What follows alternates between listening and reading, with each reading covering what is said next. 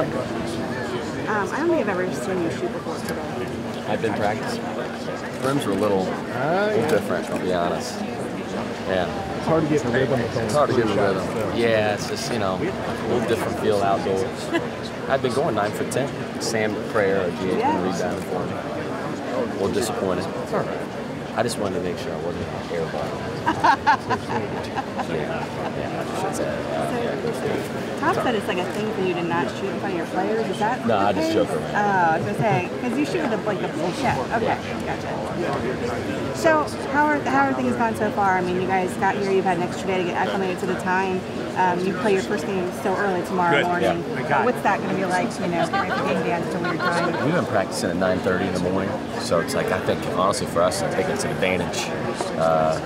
Because we're still on East, I think I'm on Eastern Standard Time. Like I get up at 3 a.m. every morning here. So I think that'll be an advantage to us in a lot of ways rather than playing late. And we get to have a full warm-up before, since we're the first game, which is nice. So again, time adjustment's been good. We've been practicing every morning at 9:30. We got to practice at the gym that we were playing in yesterday, we did. So it's good to kind of get a feel for the arena and feel for the background and what it's all about. And you play at the high school gym again today?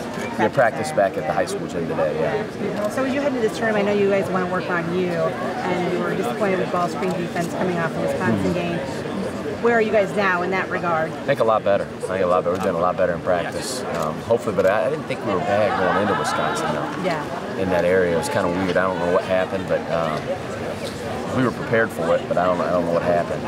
But I do think we'd be much better ball screen defense out here. I think the shot selection's got to continue to grow with our team. I think you just look at it, it's early on in the year. You got guys thrusted into new roles, trying to figure out each other a little bit, the chemistry piece. We can't waste possessions. Because if you take a bad shot against a team like Auburn, they're going to make you pay for it at the other end with a layup or a dunk or a wide open three.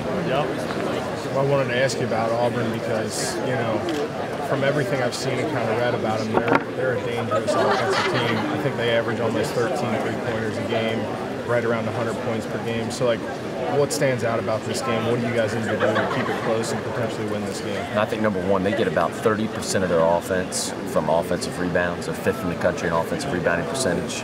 So their best offense is just shooting it up there and going to get it. Yeah. And so we have to block them out. I think that's number one, first and foremost. And I think number two is, again, they press. So they're not they press differently, they don't really trap ever. They just try to make it really tough to get the ball inbounds, whether it's side out of bounds or full court inbounds or underneath out of bounds. So that inbound toughness is really, really critical. And staying poised with that. Now, I told our guys we want to attack if we have numbers, 2-on-1s, 3-on-2s, 4-on-3s, 5-on-4s. But if we don't, we got to be really committed to working the ball around, getting ball reversals, and playing deeper into the shot clock. The time of possession has to be advantage Xavier against Auburn.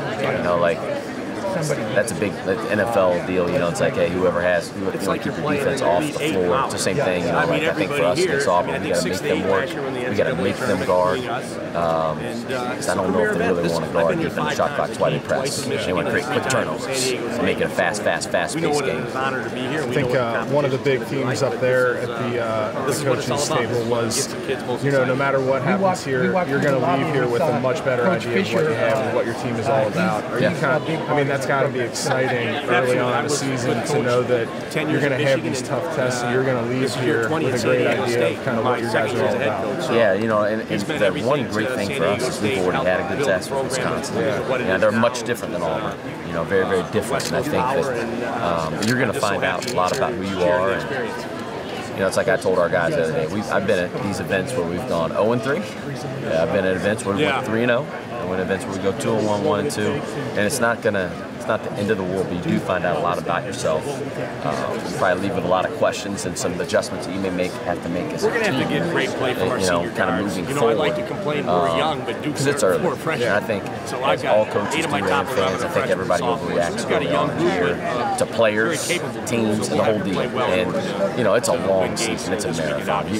How we'll look in March and in January and February will be a heck of a lot different than we look here in November. November basketball is ugly. And, we really want to be focused on, I've said it before, like blocking out, transition defense, make them run half-court offense, and then taking care of the ball. If we do those three things, again, early on, that gives us kind of the pillars to kind of build on, if that makes sense. One thing I thought was kind of interesting is when Quentin came back, he kind of rushed a few shots, took some deep threes, and just weren't really Quentin. They weren't great shots.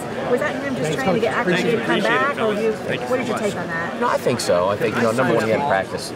I mean, he practiced a couple days leading up to those games, but really hadn't practiced a whole lot. So there's no rhythm. There's no offense is all about rhythm and flow and chemistry. And Q's obviously a super talented player. Thank you. It's like I told him though. There's a difference between having great confidence. Thank you. And then taking a great shot. We need a great shot for Xavier, and it's hard against really good teams. We want free throws, we want layups, and we want wide open rhythm threes, like catch and shoot threes. We got to stay away from the early threes and the shot clock, off the dribble, contested threes, or those mid-range twos. We got to stay away from those shots. And I think part of it is just learning. He's in a new role too, Shannon. We don't have JP and Trayvon who's kicking the ball out to every single time, so it's a little bit different as far as that goes. And I think Q has watched a lot of film, and I think he's a lot more crystal clear of what I want from him and what our team needs from him moving forward. Travis, kind of a random one. Your staff recruited Ayo DeSumo. Yes. Just would you see him at a prep prospect, and obviously he's had a good start so far. Tremendous player. Number one, he's a great kid. Incredible, better person than he is a player. Great player, obviously, but that tells you how good of a kid he is. But he has an elite ability to get to the paint. He's so long and he's just slippery on his drives, and he can get anywhere he wants. His shot's really improved, and that makes him almost dang near impossible to guard and keep out of the lane. He might not be like the most elite athlete, but you talked about him as a kid. He just seems driven, and seems like he's going to get the most out of him. He is, honestly. I watched the press conference. I saw something on Twitter where he took the blame from losing to Georgetown. For a freshman to do that, he's mature beyond his years. Obviously, I covered John for a long time. Just how's he doing at Akron, and how's he feel there now? He's doing well. I think they'll be much improved this year. They're a lot deeper than they were last year. He thinks they got a chance to be really, really good. Okay, so appreciate Absolutely. The last thing I wanted to ask you was, 20, 25 years ago, you're a little kid going down to visit your brother at NC State. Sean Miller's working out in the gym in between practice and stuff. How weird is it now to be sharing a stage at the Maui Invitational? It's humbling. I think Sean is as good of a coach as anybody in the entire country. And he's been that way since I've known him. He's always been a guy I always looked up to. Very lucky that he brought me here to Xavier 10 years ago when he did.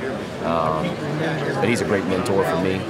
He's a tremendous, but trust me, it's like I told him, I said, hey, listen, we play each other, we're going to win, but it is an honor though. I'm ecstatic, obviously, that our program's here. First time our program's ever been to Maui as well. It's a great honor to be out here.